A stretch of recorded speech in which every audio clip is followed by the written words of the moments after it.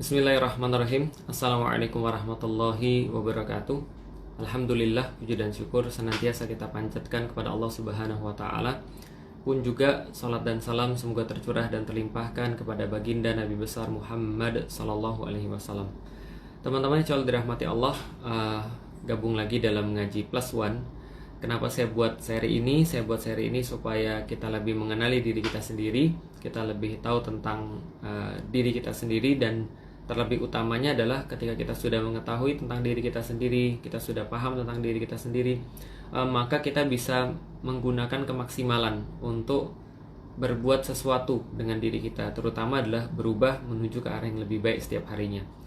Dan kemarin kita sudah bahas tentang pemikiran, bagaimana pemikiran itu dibatasi oleh yang namanya referensi, bahwa referensi ini yang menjadi penentu seperti apa cara berpikir seseorang, yang akhirnya menentukan juga bagaimana cara orang mempunyai respons terhadap sesuatu. Sedikit saya ulang, kalau andaikan dia punya referensi-referensi atau masukan-masukan yang buruk, maka pasti akan secara otomatis akan menghasilkan perilaku-perilaku yang buruk. Tapi kalau seandainya diri dia senantiasa dipenuhi oleh referensi-referensi yang baik, maka agak sulit bagi dia untuk bisa mengeluarkan hal-hal atau perilaku yang buruk. Kalau misalnya dipakai dalam kehidupan sehari-hari, ya mudahnya adalah kalau seorang penulis, ya dia harus lebih banyak memasukkan referensi-referensi tentang dunia tulis-menulis dibandingkan dengan dunia game misalnya. Atau misalnya ketika dia dikatakan sebagai seorang pendakwah, pengemban dakwah, maka referensi-referensi yang dia miliki harusnya berkaitan dengan dakwah. Maka misalnya kalau dia follow di Instagram, dia akan follow tokoh-tokoh dakwah. Kalau dia baca buku, dia akan baca buku orang-orang yang sudah pernah berdakwah. Kalau misalnya dia punya cita-cita, itu juga ada hubungannya dengan dakwah. Itu adalah referensi-referensi. Sama seperti ketika seorang chef atau chef wannabe misalnya, ketika dia pengen jadi seorang tukang masak, ya dia pasti akan mengidolakan tukang masak. Dia pasti akan membeli buku-buku tukang masak. Dia akan senang ketika melihat masakan misalnya. Maka ini adalah salah satu contoh referensi-referensi itu adalah seperti dapur pemikiran kalau saya sampaikan. Maka apa yang bisa kita hasilkan, kombinasi-kombinasi makanan yang bisa kita hasilkan, itu tergantung daripada referensi-referensi yang secara sadar kita masukkan ke dalam kepala kita. Memasukkan referensi dalam kepala kita itu sadar. Dan pada gilirannya ketika sudah masuk dalam kepala kita, kerjanya otomatis. Itu yang kita sudah sampaikan kemarin. Maka jangan sampai kita secara sadar memasukkan referensi-referensi yang buruk. Karena walaupun kita nggak merasa, kita sangka bahwa don't worry, I've got this. Tenang, pokoknya saya bisa untuk memfilter yang mana yang buruk dan yang mana yang baik. Nggak apa-apa ketika saya follow orang-orang yang ngomongannya kasar. Nggak apa-apa saya follow akun-akun yang bersifat porno. Nggak apa-apa saya melakukan hal-hal yang kayak begini misalnya. Referensi bisa saya filter dan saya bisa mengikuti yang mana yang baik dan yang mana yang buruk. Salah besar. Kenapa? Karena kalau sudah masuk ke dalam kepala kita, maka dia akan menjadi otomatis mengubah diri kita. Seperti makanan-makanan yang buruk, kita makan kalau seandainya sadar, ya nggak langsung berefek. Tapi begitu dia sampai di perut, dia akan kemudian berefek. Dia akan secara otomatis mengubah apa yang terjadi dalam diri kita. Ini adalah referensi namanya. Nah, referensi ini yang menjadi batasan. Menjadi batasan bagaimana cara orang berpikir. Apa yang bisa keluar daripada dia. Contoh, kalau kita ibaratkan lagi referensi ini sebagai bahan-bahan dalam dapur pemikiran kita, maka kalau andaikan bahan-bahannya ini sedikit, maka sedikit pula yang bisa dihasilkan dari bahan tersebut. Tapi kalau bahan-bahannya semakin banyak, maka semakin banyak pula kombinasi-kombinasi makanan yang bisa dihasilkan dari dari bahan-bahan tersebut. Bagaimana seandainya kalau kita punya satu sumber atau satu dapur yang itu tidak terbatas bahan-bahan di sana, maka tidak terbatas pula hasil daripada masakan, kombinasi-kombinasi daripada bahan-bahan makanan itu yang bisa kita hasilkan dari dapur pemikiran kita. Dengan kata lain, orang berpikir itu kecanggihannya tergantung daripada bahan-bahannya. Apabila bahan-bahannya banyak, maka semakin mudah dia berpikir, semakin cepat dia berpikir. Tapi kalau nggak ada bahan-bahan yang bisa diolah, ya gimana? Sehebat apapun chef, secanggih apapun pemikirannya, kalau andaikan dia nggak punya bahan untuk diolah, ya berarti dia nggak akan bisa mengolah apapun, atau dia nggak akan bisa menghasilkan pemikiran-pemikiran apapun. Itu sedikit yang sudah kita bahas dari yang kemarin. Nah, sekarang saya pengen untuk sedikit membahas teman-teman sekalian tentang bagaimana pemikiran itu pada gilirannya akan mempengaruhi manusia secara langsung untuk beraktivitas. Jadi gini teman-teman sekalian, manusia itu punya satu keperluan. Selain punya keperluan, manusia juga punya yang namanya keinginan, dan ini berbeda. Antara keperluan dan keinginan ini berbeda. Kenapa saya nggak katakan kebutuhan misalnya? Mohon maaf, karena yang ngelihat video ini bisa jadi juga dari negeri seberang, dari negeri jiran, dan kata-kata tadi yang saya ucapkan itu bukan berkonotasi positif kepada mereka. Maka saya ganti aja keperluan. Dalam bahasa Inggris adalah needs. Lalu kemudian dalam satu lagi yang lain namanya keinginan, atau dalam bahasa Inggris adalah wants. Jadi karena manusia ini Allah tiupkan ruh kepada jasad, yang jasad ini Allah ambil dari tanah, maka ketika yang namanya ruh dan tanah ini bersatu, muncullah ada konsekuensi namanya hawa nafsu. Ini pengamatan terhadap fakta yang ada. Maka hawa nafsu inilah yang kalau kita bagi-bagi lagi, dia memiliki dua tuntutan. Pertama, tuntutan yang bersifat keperluan. Yang kedua, tuntutan yang bersifat keinginan. Dan ini berbeda. Ada yang namanya keperluan, ada yang namanya keinginan. Apa sama-sama di antara keduanya kesamaannya? Kesamaannya adalah dua-duanya menuntut sebuah pemenuhan. Menuntut sebuah fulfillment. Menuntut sebuah pemenuhan atas dia. Tapi lebih banyak bedanya daripada samanya. Apa bedanya? Ini bedanya. Namanya keperluan itu, dia bersifat doruriyah. Dia bersifat sesuatu yang harus dipenuhi. Beda dengan yang namanya keinginan. Keinginan tidak harus dipenuhi. Sekali lagi ya, namanya keperluan itu harus dipenuhi. Kalau keinginan tidak harus dipenuhi. Apalagi kalau yang namanya keperluan karena dia wajib untuk dipenuhi, kalau nggak dipenuhi berarti akan merusak tubuh, berarti akan mati. Tapi kalau yang namanya keinginan nggak dipenuhi, nggak apa-apa. Itu adalah keinginan. Apalagi bedanya? Bedanya keinginan itu, keperluan dulu biar seragam. Keperluan itu yang namanya triggernya itu dari dalam. Dengan kata lain, nggak ada apapun di luar, maka dia pasti akan ke-trigger sendiri. Karena ke-triggernya itu dari internal. Sedangkan yang namanya keinginan itu di-triggernya dari luar. Itu wajib dari luar. Nggak ada keinginan yang di-trigger sendiri. Dari dalam itu nggak ada. Memahami ini penting banget, karena ini cara untuk mengenal diri kita. Dan kalau kita sudah mengenal diri kita, kita akan lebih tahu bagaimana cara mengarahkan diri kita ke tempat yang kita tuju. Minimal jadi lebih mudah, karena kita sudah mengenali diri kita sendiri. Oke. Tentu lebih mudah dengan permisalan. Contoh daripada keperluan adalah makan, minum, pergi ke belakang. Ya kalau dalam pelajaran namanya keperluan biologis, gitu ya. Contohnya seperti apa? Makan, minum, ekskresi, sekresi, segala macamnya. Bernafas, itu adalah namanya keperluan biologis yang dia memenuhi semua yang saya katakan tadi. Satu, dia menuntut adanya pemenuhan yang bersifat harus. Yang kedua, dia di-trigger dari luar. Yang ketiga, kalau seandainya nggak dipenuhi, dia bakal merusak. Ya coba aja, tahan napas tahan napas 7 menit deh, gitu kan ya, kalau bisa. Nggak mungkin bisa. Atau kita nggak makan, kadang-kadang ada orang ngelihat kita ya, kayak bapak saya ngelihat saya dulu, "Li, kamu nggak mati apa nggak makan?" Pas bulan puasa. Biasa-biasa aja tuh. Secara penelitian juga manusia dan sekitar 2 hari tanpa minum.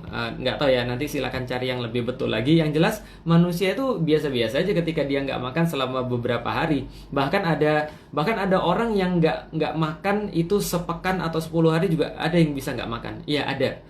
Kalau minum 4 hari kalau nggak salah terus mati. Tapi yang jelas adalah kalau misalnya kita sekarang nggak makan itu kalau kita lanjutin terus-menerus 10 hari, 20 hari, ya pasti akan ada satu titik di mana kita merusak badan kita sendiri. Atau kita mati.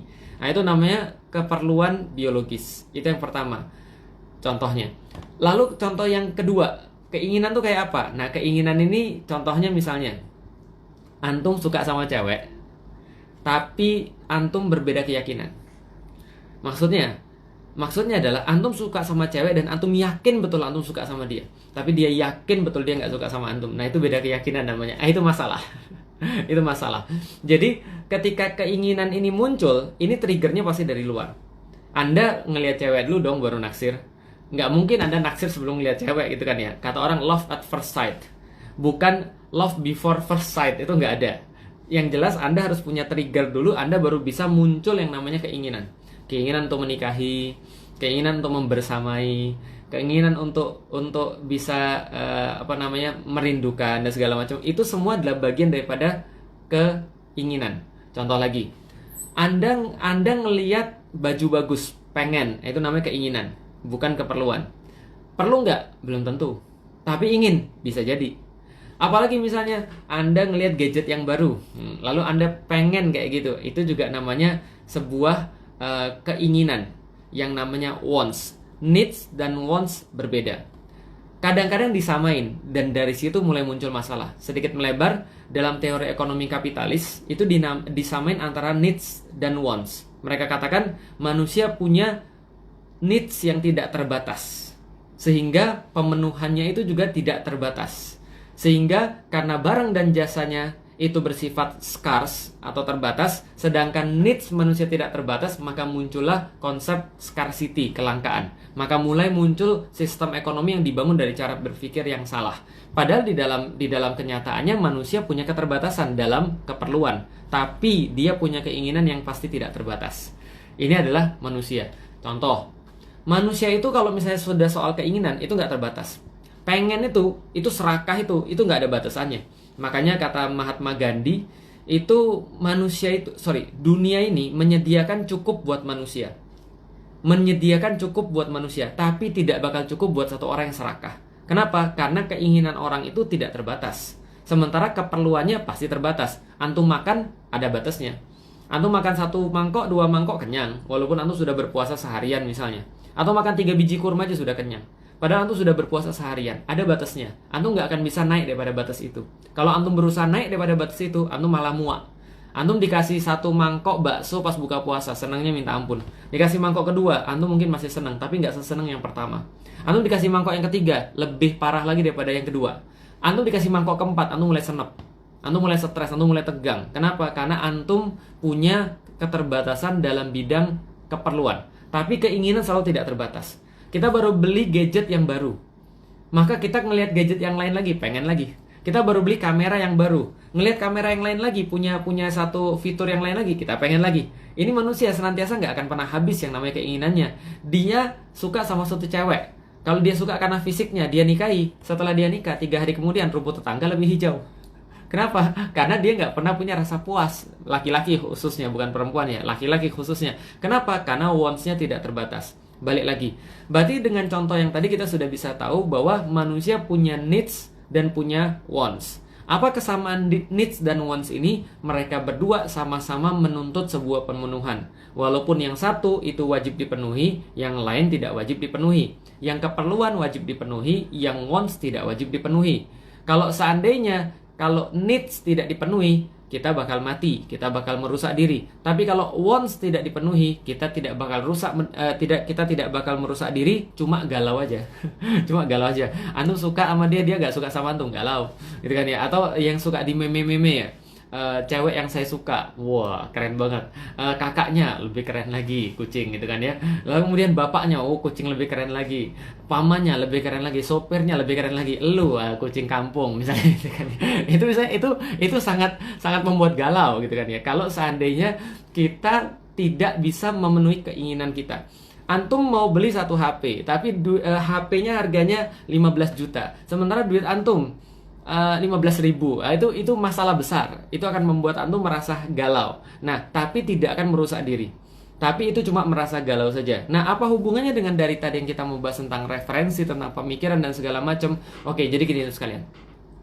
Needs dan wants, inilah sumber masalah manusia.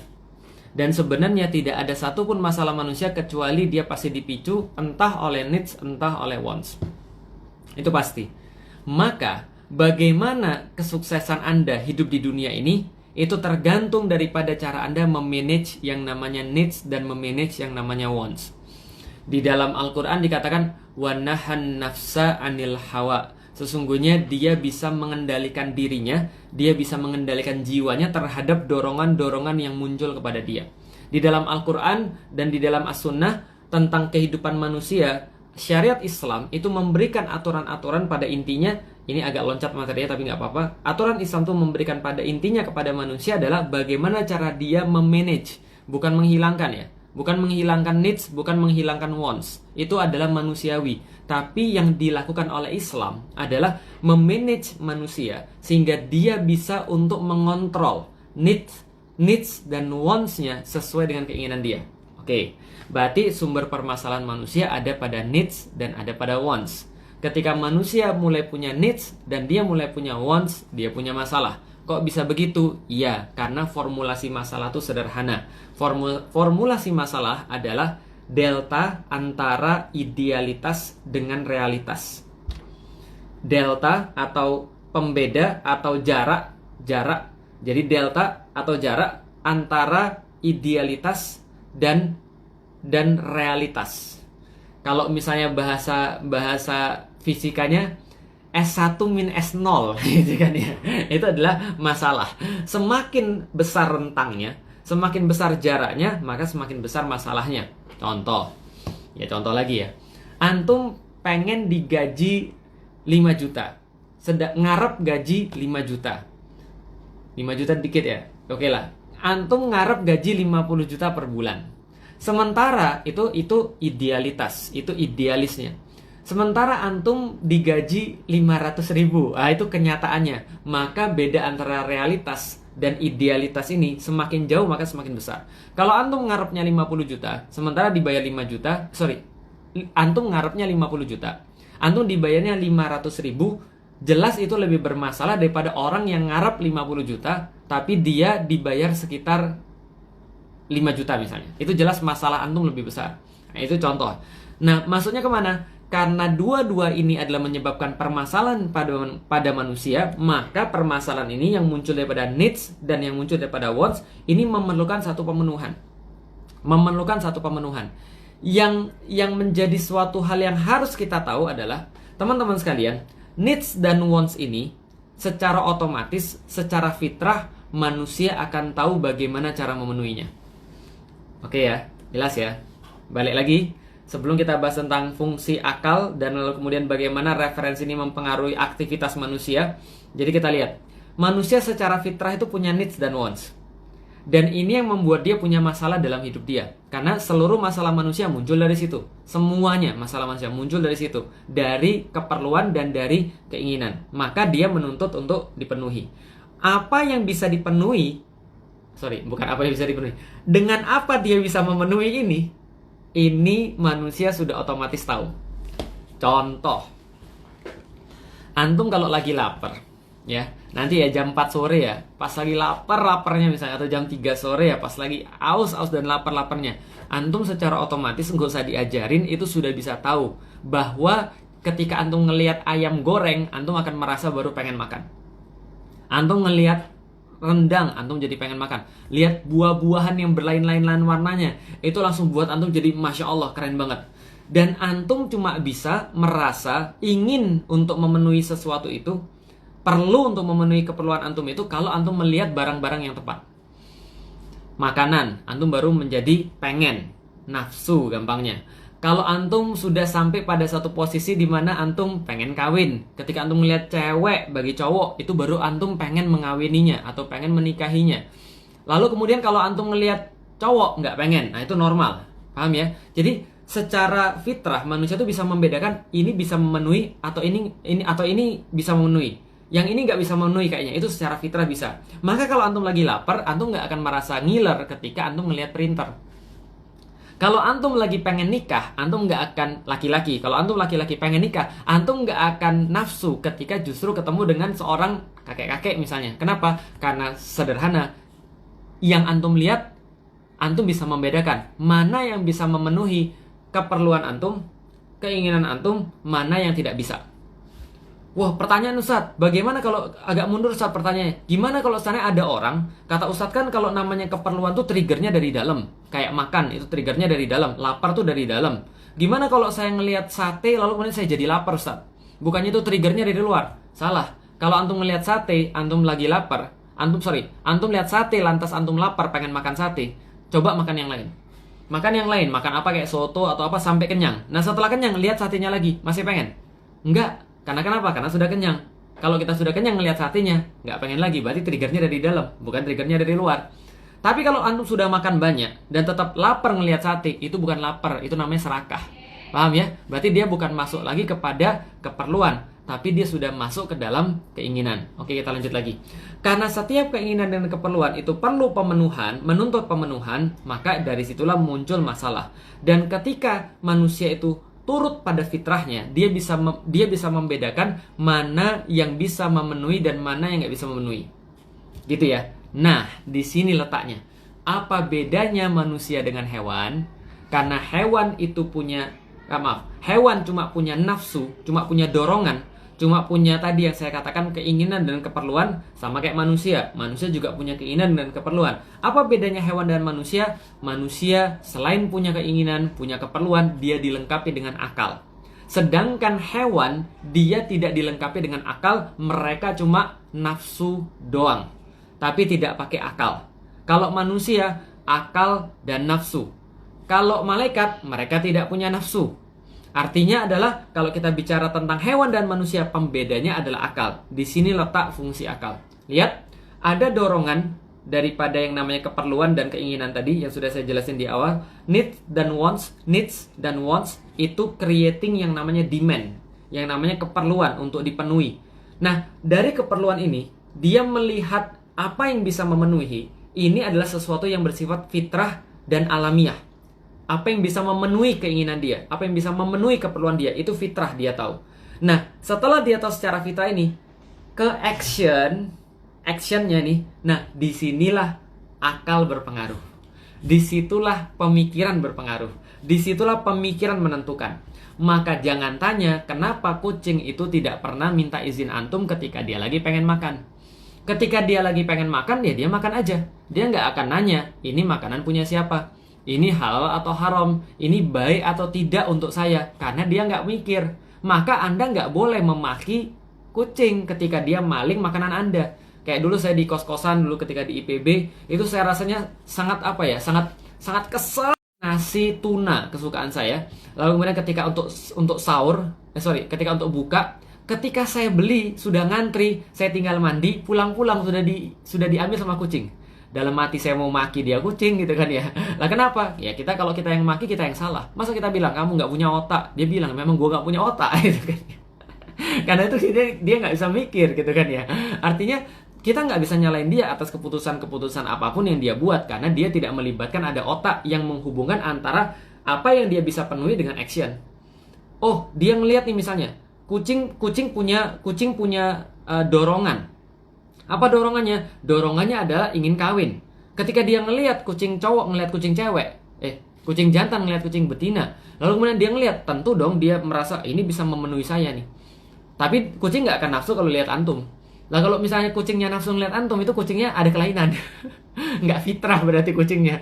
Nah tapi kalau kucing jantan ngelihat kucing betina, lantas kemudian dia merasa nafsu dengan kucing betina itu normal.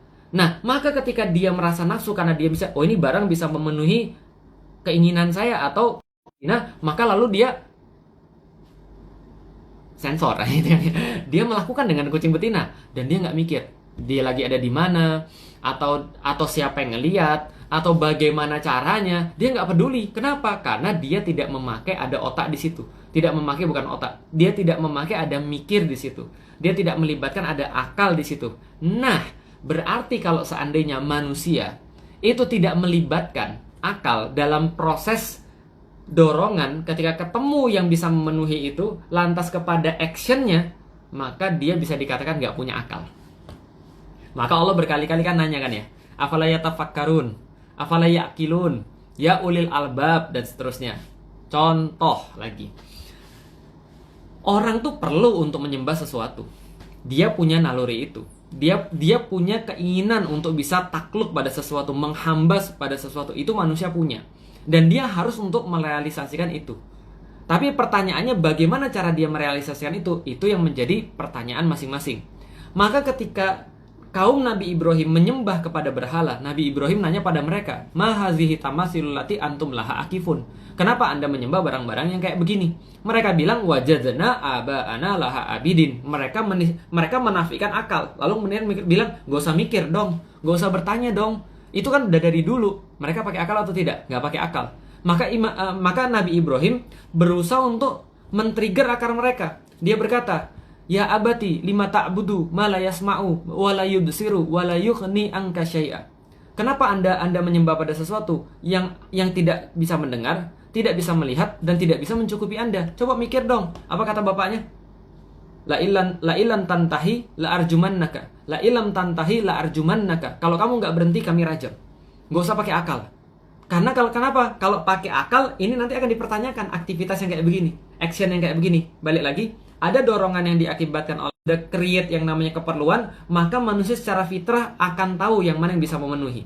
Dan itu normal. Anda cowok suka cewek, normal, karena Anda fitrah bisa tahu ini bisa memenuhi keinginan saya, ini bisa memenuhi keperluan saya. Anda lagi lapar ngelihat makanan, pengen makan, itu normal, nggak ada masalah. Anda pengen berumah tangga, lalu ngelihat cowok yang ganteng, yang bagian cewek, cowok yang ganteng, soleh, pengen menikahinya, normal, nggak ada masalah. Sampai di titik ini nggak ada dosa, nggak ada salah. Kenapa? Karena itu normal. Yang menjadi masalah adalah ketika dia sudah merealisasikannya dalam bentuk aktivitas atau dalam bentuk action. Karena merealisasikan dalam bentuk ketika dorongan sampai ke action ini yang kemudian melibatkan akal. Di situ ada dosa, ada pahala. Di situ ada siksa, ada surga. Kenapa? Karena dia sudah melibatkan akal yang sudah Allah berikan kepada manusia untuk bisa wahadainahu najdain. Kami telah berikan pada mereka akal untuk bisa mengetahui dua jalan yang kami berikan. Apakah jalan-jalan yang fajir atau jalan-jalan yang takwa? Itu mereka bisa pilih. Maka ini yang disebut dengan fungsi akal dalam kehidupan manusia. Sederhana banget. Jadi fungsi akal dalam kehidupan manusia adalah berperan sebagai penentu apakah perbuatannya itu akan sama-sama sih memenuhi keinginan dan memenuhi keperluan, tapi apakah perbuatannya itu bernilai taat atau perbuatannya bernilai jahat. Contoh, orang kumpul kebo, berzina dengan orang yang nikah, lalu malam pertama, mohon maaf, sama nggak aktivitasnya? Sama-sama memenuhi yang namanya keinginan dia, ya kan ya? Memenuhi keinginan dia, dalam hal ini keinginan untuk berhubungan dengan lawan jenis misalnya, itu normal. Zina itu memenuhi keinginan. Orang malam pertama setelah nikah memenuhi keinginan. Tapi apa bedanya? Bedanya yang satu melibatkan akal, yang satu nggak melibatkan akal. Oh, itu selingkuh itu berzina melibatkan akal, Ustaz, akal bulus. Iya juga sih. Tapi maksudnya gini, tidak melibatkan akal di mana dia taat. Tapi kenapa harus sesuai dengan agama? Itu sudah kita bahas kemarin, bro. Dalam hashtag mengapa Islam. Nanti coba dicek. Kenapa harus dengan hukum-hukum Allah?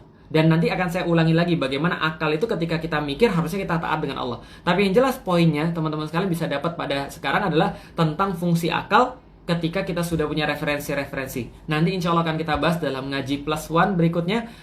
Bagaimana kemudian referensi-referensi itu bisa menjadikan sebuah pemikiran yang pada gilirannya akan mendrive seseorang untuk memilih aktivitas yang taat atau aktivitas yang jahat dalam memenuhi kehidupan dia di dunia sebagai seorang manusia. Walau misal teman-teman sekalian, semoga bermanfaat. Insya Allah walaupun nanti sudah 10 hari terakhir, mudah-mudahan saya bisa terus live. Doain aja, mudah-mudahan menjadi tambahan bagi kita dan menjadi cara bagi kita untuk bisa berubah lebih baik, khususnya di bulan Ramadan ini lebih taat kepada Allah Subhanahu wa Ta'ala. Assalamualaikum warahmatullahi wabarakatuh.